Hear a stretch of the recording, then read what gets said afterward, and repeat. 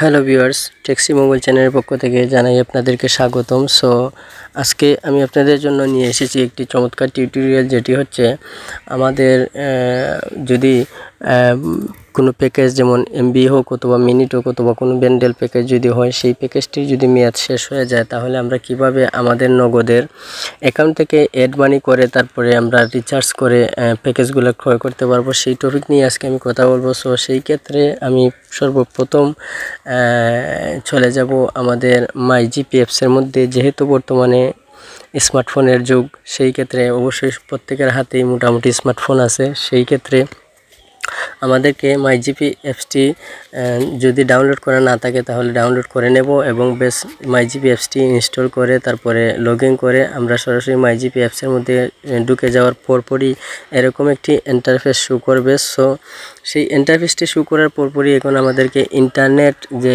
অপশনটি আছে সেখানের মধ্যে ক্লিক করব। সেখানে ক্লিক করে আমাদের সেটটি যেহেতু 4G, আর এখন প্রায় সেটগুলোই 4G তৈরি হয়। সো 4G প্যাকেজ কিনলেই আমাদের বেস্ট পারফরমেন্স পাওয়া যাবে ইন্টারনেটের ক্ষেত্রে। সো আজকে আমি এই যে দেখুন 6GB 4G 7 দিন 124 টাকা।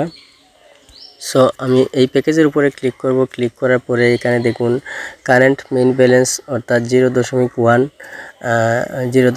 পয়সা আছে আমার মেইন ব্যালেন্সের মধ্যে। আমাকে সেই প্যাকেজটি কিনতে হলে 124 টাকার প্রয়োজন। সো আমার মেইন ব্যালেন্সের মধ্যে আছে 1 পয়সা মাত্র। সো সেই ক্ষেত্রে আমি এখন যেহেতু নগদ থেকে টাকাটি অ্যাড করব, সো আমাদেরকে রিচার্জ অ্যান্ড বাই সেখানের মধ্যে ক্লিক করে তারপরে এখানে চলে আসবে একটি নাম্বার এবং অ্যামাউন্ট। তারপরে পরবর্তী ধাপের মধ্যে ক্লিক করব। পরবর্তী ধাপে ক্লিক করার পরপরই পেমেন্টের পদ্ধতি, এখানের মধ্যে অনেকগুলো ফিউচার শো করবে পেমেন্টের পদ্ধতির জন্য। সো সেখানে বিকাশ, নগদ, রকেট এবং ভিসা মাস্টার এবং আমেরিকান এক্সপ্রেস অন্যান্য কার্ডগুলোও এখানের মধ্যে শো করবে। সো সেই ক্ষেত্রে আমরা যেহেতু নগদ থেকে অ্যাড করব, সেই ক্ষেত্রে নগদের মধ্যে ক্লিক করব। ক্লিক করে যদি আপনি ইমেলের মধ্যে ইনভয়েস পেতে চান তাহলে এখানের মধ্যে অবশ্যই আপনার ইমেল নাম্বারটি দিয়ে দিতে পারেন। যেহেতু আমি ইমেলের মধ্যে চাইব না, সেই ক্ষেত্রে আমি টিক মার্ক দেব না। বেশ, এখানে পরবর্তী ধাপে ক্লিক করুন, সেই বাটনের মধ্যে ক্লিক করবেন। ক্লিক করার পরে এখানে দেখুন চলে আসবে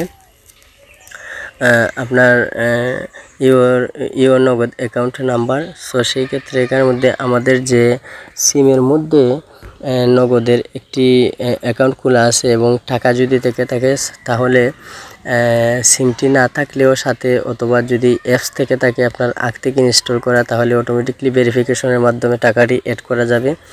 সো এখন আমরা এখানের মধ্যে নাম্বার তুলব, যে নাম্বারের মধ্যে আমাদের নগদ করা আছে সেই নাম্বারটি তুলব। নগদের নাম্বারটি দিয়ে তারপরে এখানে টিকমার্ক দিতে হবে। টিকমার্ক দিয়ে তারপরে প্রসেসের মধ্যে ক্লিক করবেন।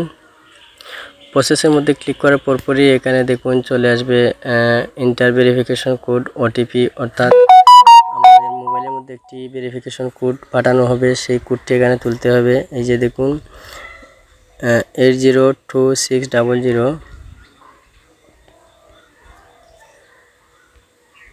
সো সেই কোডটি তুলে তারপরে প্রসেসে ক্লিক করতে হবে। প্রসেসে ক্লিক করার পরে এখন চলে আসবে পিন নাম্বার, অর্থাৎ আপনার নগদের যে পিন নাম্বারটি থাকবে সেই পিন নাম্বারটা দিয়ে তারপরে প্রসেসের মধ্যে ক্লিক করবেন।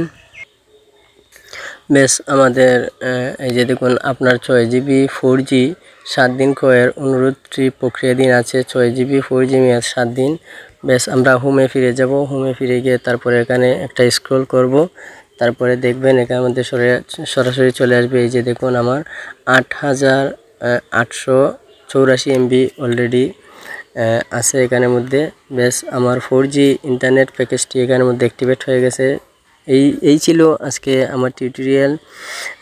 আমরা কিভাবে যদি ব্যালেন্সের মধ্যে কোনো টাকা না থাকে তাহলে নগদ থেকে টাকা অ্যাড করে কিভাবে সেই প্যাকেজটি আমরা ক্রয় করতে পারি।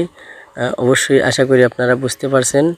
আর পরবর্তীতে আরও নিত্য নতুন বিভিন্ন টিউটোরিয়াল পেতে অবশ্যই আমার চ্যানেলটিকে সাবস্ক্রাইব করতে ভুলবেন না। Thank you.